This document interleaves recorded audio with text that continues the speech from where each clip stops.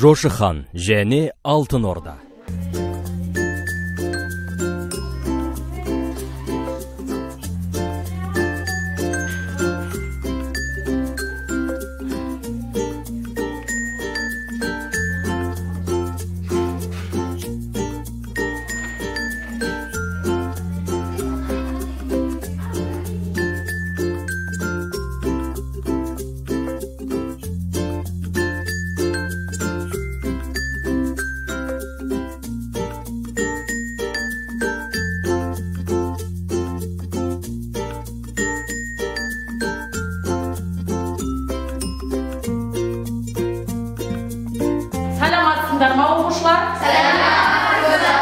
Оқушылар, бүгінгі күндеріңізде сіздерге сәттілік тілеймін. Осы сабақты жақсы аяқтап, үздік бағаны алуды тілеймін. Ақбота, саған бүгінгі күнге сәттілік тілеймін. Осы ашық сабақты жақсы аяқтауыңа тілектеспін. Осы сабақты сабақтың аяғына жақсы шығуыңа тілектеспін. Осы ашық сабақта беспен аяқтауыңа. Осы сабақты сәтті. Осы сабақты беспен бітірдім. Бүгін бес сабақ. Бүгінгі күнің сәтті. Бүгін бес сабақ. Бүгінгі күнің сәтті өтсін. Бүгінгі күнің сәтті өтсін. Әділет бүгінгі сабақ жақсы меңгеріп алуыңа тілектеспін. Сабаққа ашық сабақты жақсы. Бүгінгі күнің сәтті өтсін. Бүгін жалынға осы сабақты беске айтып, жақсы түсініп, күнің жақсы өтсін. Ағай саған сәттілік тілеймін. Сен осы сабақты жақсы баға. Нұрсат сені саған сәттілік тілеймін. Батыр, осы сабақты сәтті өтсін. Бүгінгі күнің жақсы өтсін. Рахмет саған, Батыр. Барлықтарыңызға бүгінгі күнге сәттілік тілеймін. Оқушылар, мына сандықшаның ішінде қазір бір қағаздан аламыз. Сол қағаздың ішіндегі суреттер бойынша топқа бөлініп кетеміз. Жақсы ма? Жақсы ма?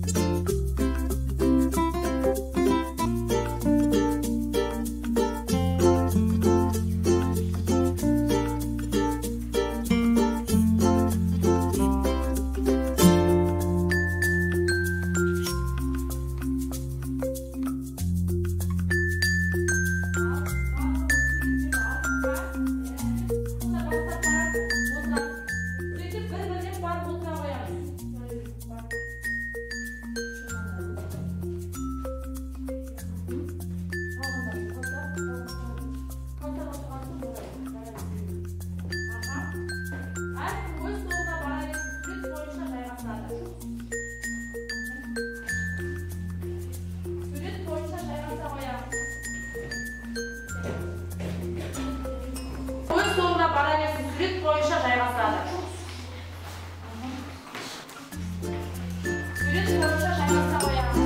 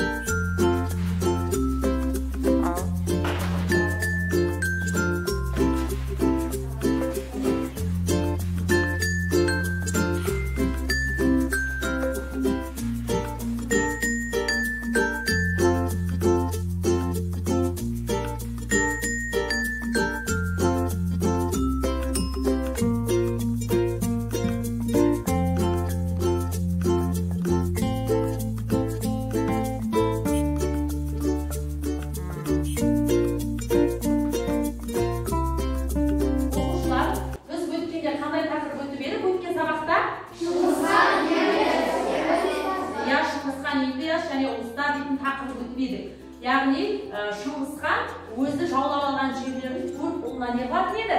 Бөліп береді. Бөліп беріп, ол төрт ұлы қоныстаған жерде, соның ішінде үш ұлына бөліп берген жер бұл Қазақстан жері болатын еді. Олар жаңағы ұлыстарға бөлініп еді. Енді мен қазір үйге тапсырмасын бекіту үшін сіздерге сұрақ қоямын, сосын сіздер жауап бересіңдер, жарай ма? Бірінші сұрағым, Шыңғыс хан қай жылы дүниеге келді? Аха, Нұрсұлтан. 1125. Аха, дұрыс, 1125 жылы дүниеге келген. Аха, отыра ғой. Енді екінші сұрақ. Шыңғысхан билік құрған уақыт қай жылдар аралығында? Иә, Ануар?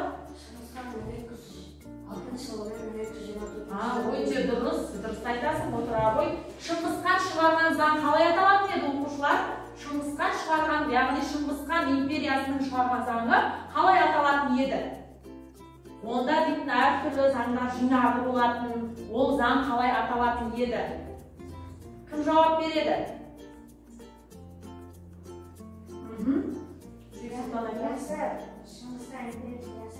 Иә, яса заңы болатын, иә, отыра ғой. Одан кейінгі отырар апаты туралы кім әңгімелейді? Отырар апаты туралы. Аха, отырар апаты қай жылдары болды? Шыңғысхан өзі жаулап алған жерлерін 4 ұлына не қылатын еді? Бөліп береді, иә. Бөліп беріп, ол 4 ұлы қоныстаған жерде, соның ішінде 3 ұлының жаңағы 3 ұлына бөліп берген жер бұл Қазақстан жері болатын еді. Олар жаңағы ұлыстарға бөлініп еді. Енді мен қазір үйге тапсырмасын бекіту үшін сіздерге сұрақ қоямын, сосын сіздер жауап бересіздер, жарай ма? Бірінші сұрағым, Шыңғысхан қай жылы дүниеге келді? Аха, Нұрсұлтан. 1125. Аха, дұрыс, 1125 жылы дүниеге келген. Аха, отыра ғой. Енді екінші сұрағым, Шыңғысхан билік құрған уақыт қай жылдар аралығында? Иә, Ануар? Шыңғысхан 1206 жылы 1224. Өте дұрыс айтасың, отыра ғой. Шыңғысхан шығарған заң қалай аталатын еді, оқушылар? Шыңғысхан шығарған, яғни Шыңғысхан империясының шығарған заңы қалай аталатын еді? Онда дейтін әртүрлі заңдар жинағы болатын, ол заң қалай аталатын еді? Кім жауап береді?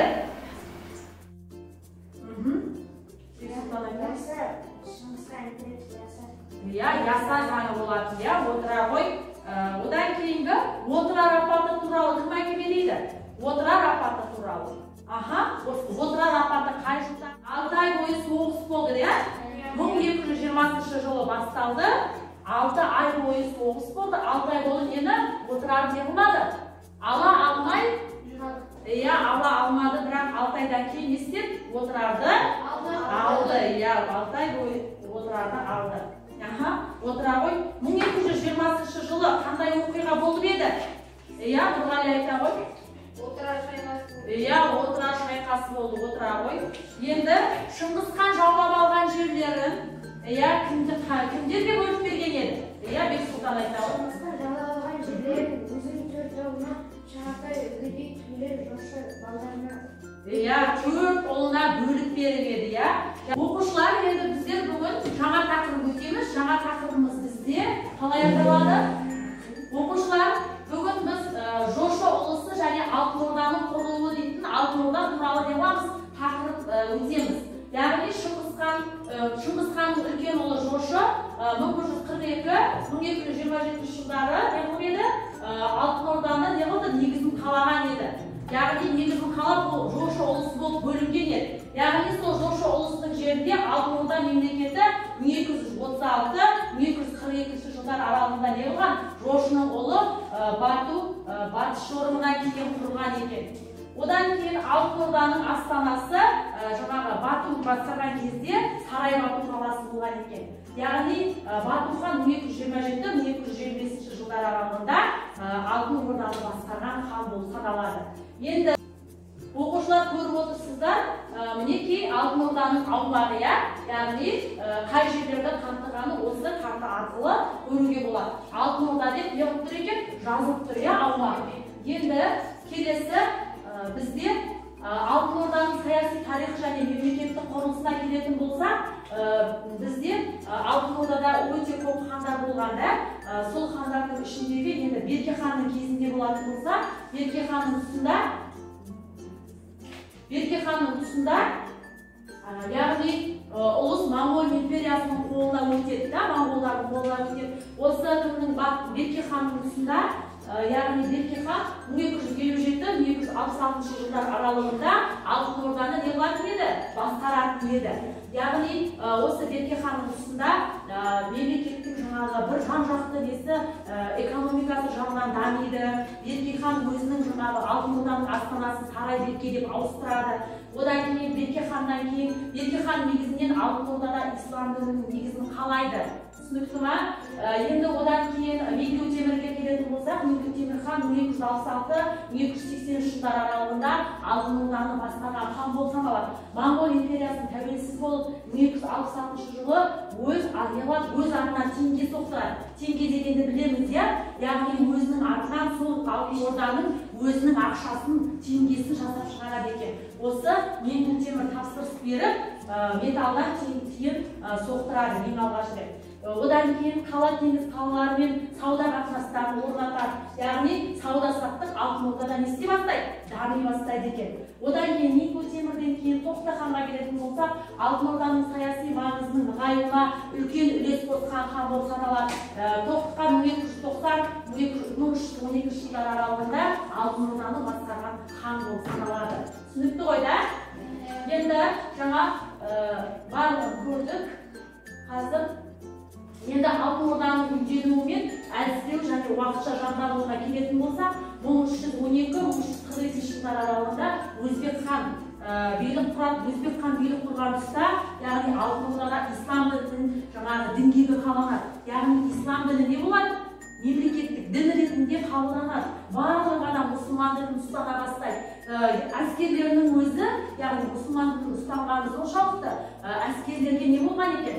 Әскерлердің өзінің қасында қару-жарақтарымен бірге жай намазы бірге жүру керек екен. Сондай нелер болған, заң болған. Өзбек ханның тұсында жаңағы Алтын Ордада бозторғай үстіне қой үстіне бозторғай жұмыртқалаған заман болған. Яғни гүлденгенде экономикасы, сыртқы саясаты, саудасы барлығы Өзбек ханның тұсында өте жақсы дамыған. Одан кейін Жәнібек ханның тұсында, яғни Өзбек ханның ұлы Жәнібек хан, және Өзбек хан қайтыс болғаннан кейін Жәнібек таққа отырады. Жәнібек 1342-1357 жылдары Алтын Орданың жаңағы несі осы хандардың билік құрған тұсында бір гүлдену шағына жетеді. Түсінікті ғой да? Олар басқа жаңағы шет елдермен тығыз қарым-қатынастар жасайды. Батыс Европа, Кіші Азиямен, Египетпен, Үндістанмен, Қытаймен арасында сауда-саттық, достық қарым-қатынастар жүріп отырады. Соның ішінде жаңағы Египеттің ханы Сұлтан Бейбарыспен екі арада қатынастар болады Өзбек ханның тұсында.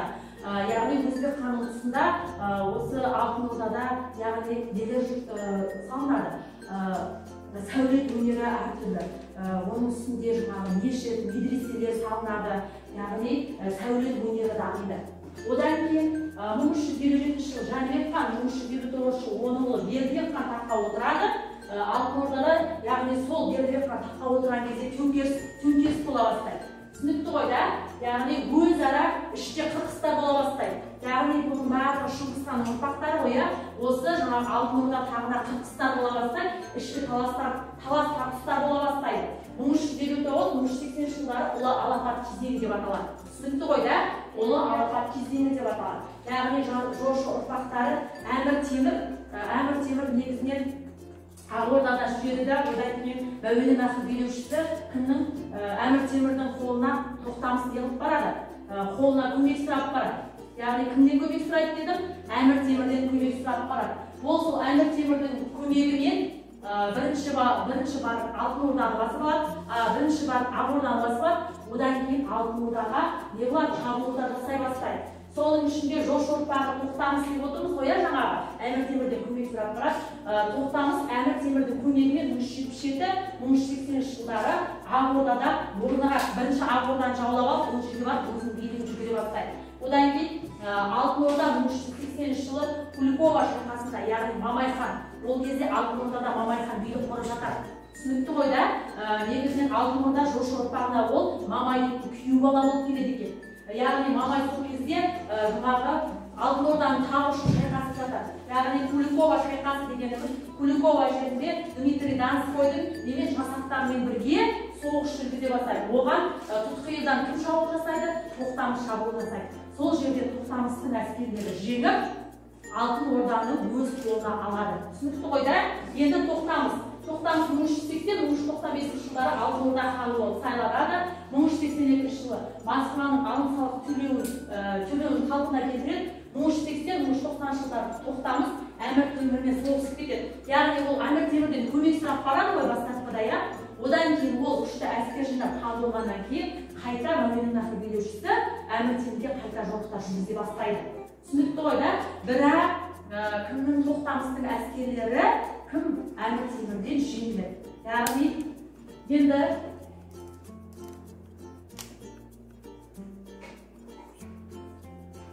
Алтын Орданың ыдырауына келетін болса, жаңа гүлден ұстарын айтып өттім, иә, барлығы. Енді ыдырауы болады. Жаңағы тоқтамыстың әскерінен кім Әмір Темір не болады? Алтын Ордаға жорықтар жүргізеді ғой. Негізінде ол тоқтамысты жаңағы қолжаулық ретінде пайдаланады. Бастапқыда оған көмектеседі да, бірақ көмектесіп ол сол тоқтамыс арқылы Алтын Орданы жаулап алуды көздейді екен. Түсінікті ғой да? Алтын Орданың негізгі ыдырау себептері ішкі талас тартыстарының нәтижесі, иә. Одан жаңа айттым ғой, ішкі талас нәтижесі, одан кейін сыртқы факторларына келетін болса, Әмір Темірдің шапқыншылығы. Әмір Темір Мәуереннахр билеушісі өте мықты билеуші болған, яғни қайта Алтын Ордаға жорықтар жасай бергендіктен Алтын Орданы не болып жіберген, ыдыратып жіберуге дейін алып келген екен. 15 ғасырдың бірінші жартысында Алтын Орда дербес хандықтарға ыдырады. Оның ішінде Сібір хандығы, көшпелі өзбек мемлекеті, Әбілқайыр, Қазан хандығы, Астрахан хандығы сияқты хандықтарға не істеп кетті? Бөліп кетті. Яғни 1480 жылы Алтын Орда мемлекеті ыдырап кетеді екен. Түсінікті ғой да? Жарайсыңдар оқушылар, үйге тапсырманы жақсы меңгерген екенсіңдер. Енді бүгінгі тақырыбымызға көшеміз. Бүгінгі тақырыбымыз оқушылар, бүгін біз жошы ұлысы және Алтын Орданың құрылуы дейтін Алтын Орда туралы не қыламыз? Тақырып өтеміз. Яғни Шыңғыс ханның үлкен ұлы жошы 1942-1227 жылдары не қылып еді? Алтын Орданы не қылды? Негізін қалаған еді. Яғни негізін қалап жошы ұлысы болып бөлінген еді. Яғни сол жошы ұлысының жерінде Алтын Орда мемлекеті 1236-1242 жылдар аралығында не қылған? Жошы. Оқушылар көріп отырсыздар, мінекей Алтын Орданың аумағы, яғни қай жерлерді қамтығаны осы карта арқылы көруге болады. Алтын Орда деп не қылып тұр екен? Жазылып тұр, аумағы. Енді келесі бізде Алтын Орданың саяси тарихы және мемлекеттік құрылысына келетін болса, бізде Алтын Ордада өте көп хандар болған, сол хандардың ішіндегі енді Берке ханның кезінде болатын болса, Берке ханның тұсында яғни ұлыс Моңғол империясының қолына өтеді, Моңғолдардың қолына өтеді. Осы кімнің Берке ханның тұсында, яғни Берке хан 1257-1266 жылдар аралығында Алтын Орданы не қылатын еді? Басқаратын еді. Яғни осы Берке ханның тұсында мемлекеттің жаңағы бір жан-жақты несі экономикасы жағынан дамиды. Берке хан өзінің жаңағы Алтын Орданың астанасын Сарай Берке деп ауыстырады. Одан кейін Берке ханнан кейін Берке хан негізінен Алтын Ордада ислам дінінің негізін қалайды. Түсінікті ма? Енді одан кейін Меңгеу Темірге келетін болсақ, Меңгеу Темір хан 1266-1280 жылдар аралығында Алтын Орданы басқарған хан болып саналады. Моңғол империясын тәуелсіз болып 1266 жылы өз атынан теңге соқтырады. Теңге дегенді білеміз, яғни өзінің атынан сол Алтын Орданың өзінің ақшасын, теңгесін жасап шығарады екен. Осы Меңгеу Темір тапсырыс беріп, металдан тиын соқтырады ең алғаш рет. Одан кейін қала теңіз қалаларымен сауда қатынастарын орнатады. Яғни сауда-саттық алтын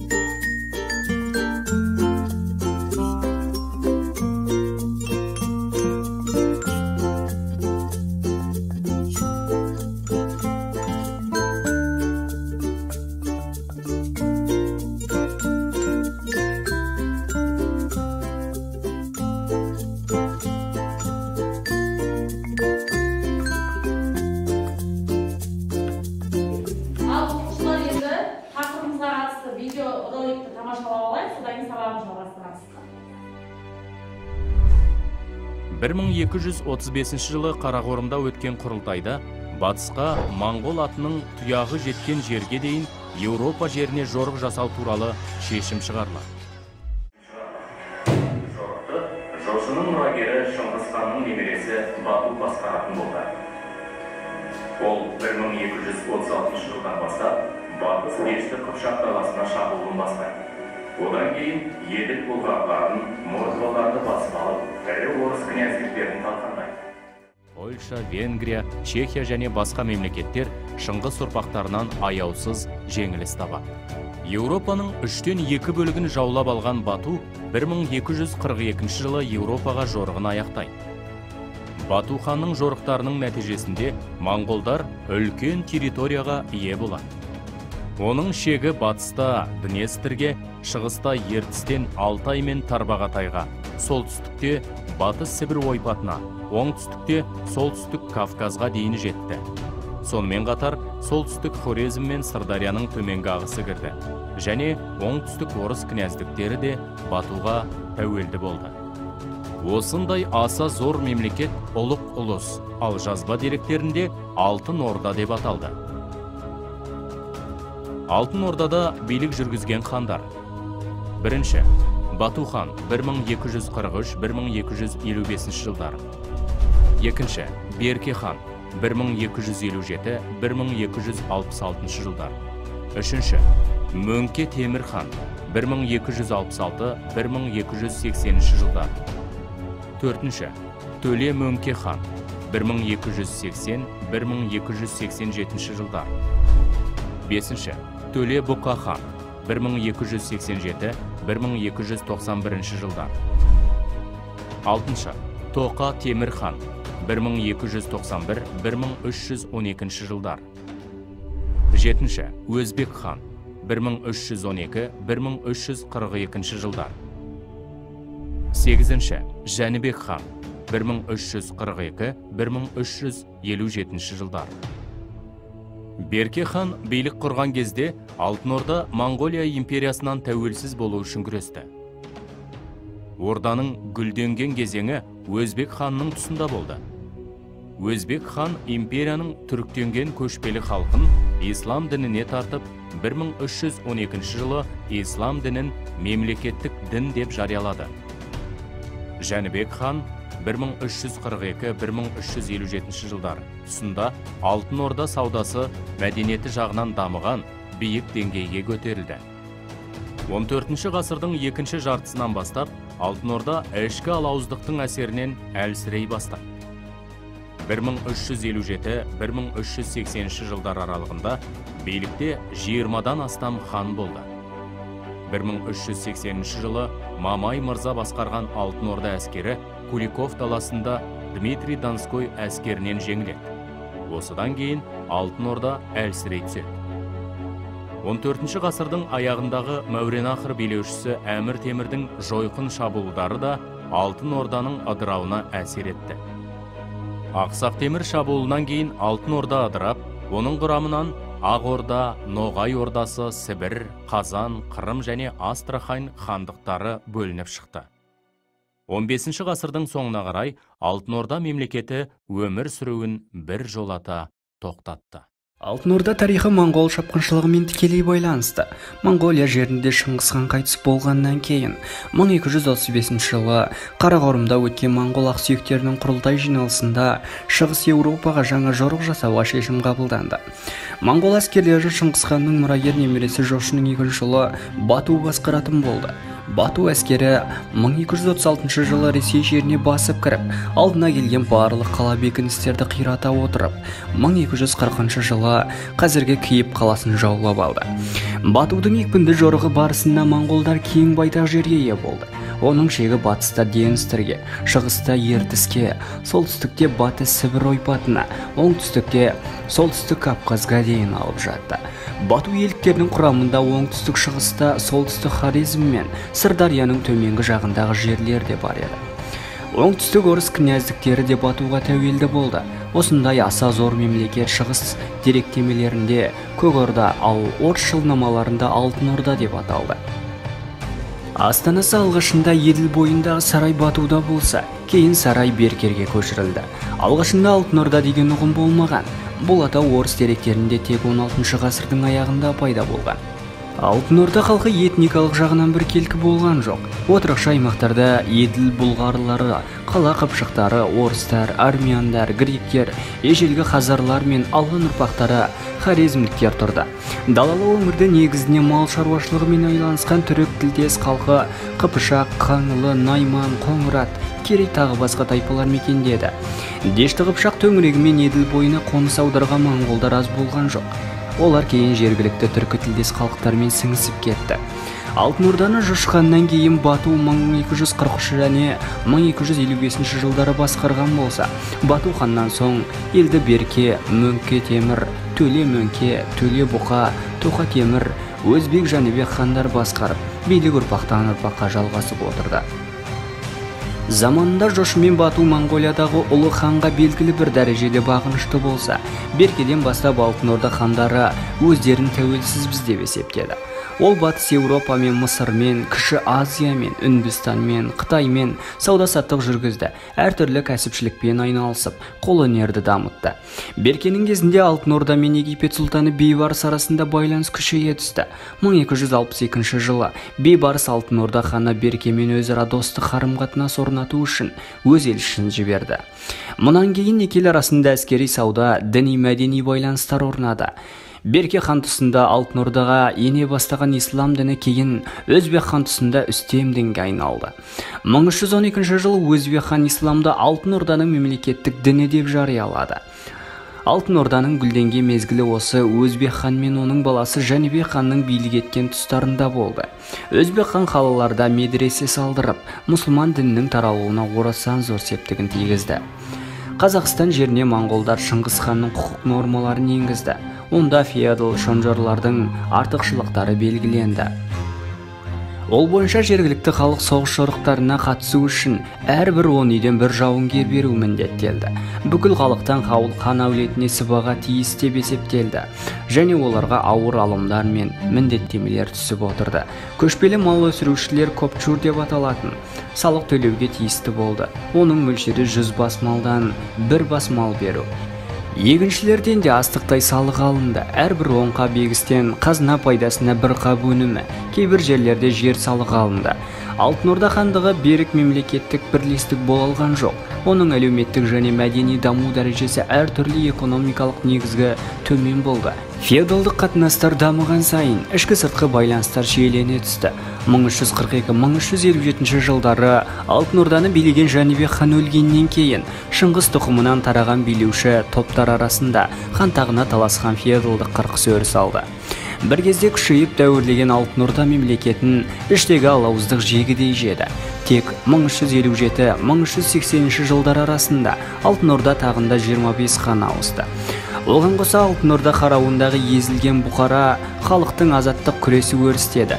14 ғасырдың аяқ кезінде Әмір Темірдің күшті шабуылдары да Алтын Орданы әлсіретпей қоймады. 1380 жылы Куликова даласында Мамай хан бастаған моңғол әскерлерін талқандаған орыс князьдары Алтын Ордадан тәуелсіздікті алды. Алтын Орда тарихында дүрбелең кезең басталды. Осындай қат-қабат қайшылықтар мен тартыстар нәтижесінде әлсіреген Алтын Орда 15 ғасырдың ортасында ыдырап, бірнеше дербес мемлекеттерге бөлініп кетті. Алтын Орда Ақ Орда, Ноғай Ордасы, Сібір, Қазан, Қырым, Астрахан хандықтары болып бөлініп кетеді. Хорезм Ақсақ Темір мемлекетінің құрамына кірді. Сөйтіп ішкі және сыртқы факторлар нәтижесінде Алтын Орда мемлекеті күйреді. Моңғол шапқыншылығы жергілікті халықтар мен елдердің әлеуметтік, экономикалық және мәдени дамуына орасан зор шығын әкелді. Елдің саяси және мәдени байланыстарын үзіп, шаруашылығын күйретті. Қазақстанның оңтүстік және оңтүстік шығыстағы отырықшы қала мәдениеті мен егіншілігі гүлденген аудандары тапталды. Қалалар мен елді мекендер Отырар, Сауран, Сығанақ, Жен сияқты әрі орталықтар қиратылып, Жетісу бойындағы қалалар құрып кетті.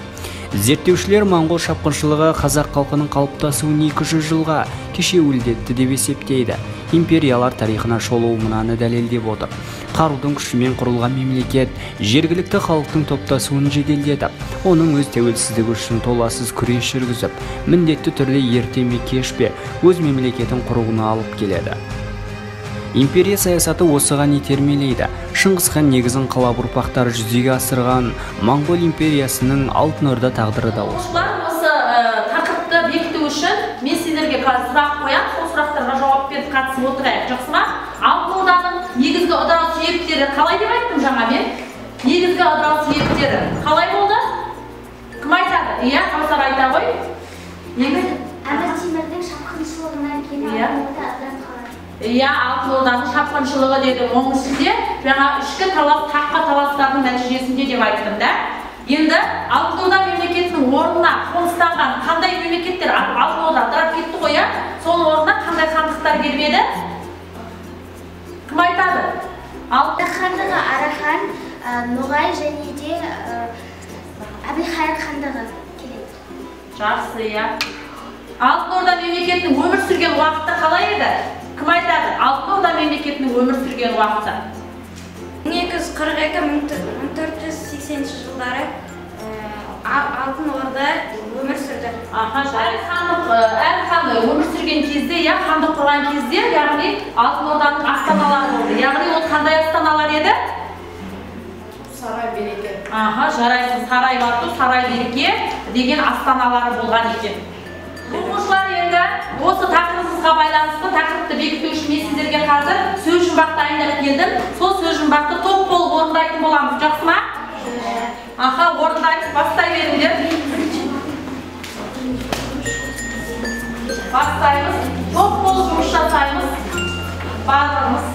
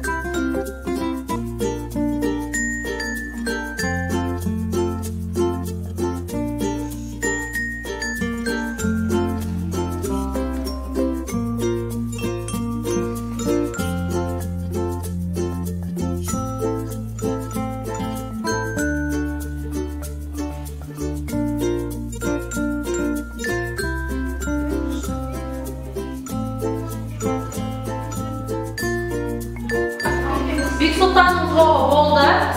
Тағы кім аяқтады екен? Қай топ аяқтады?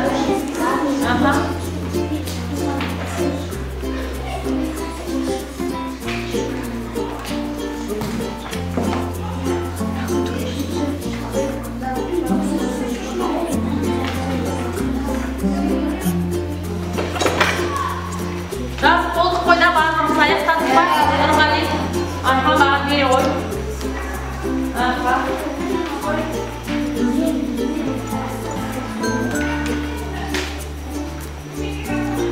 Қылыш тобы әлі аяқтамапты.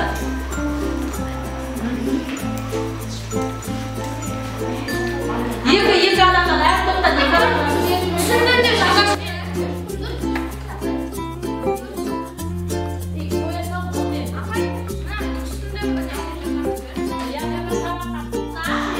енді өздеріңіздің бүгінгі сабаққа түсіндім.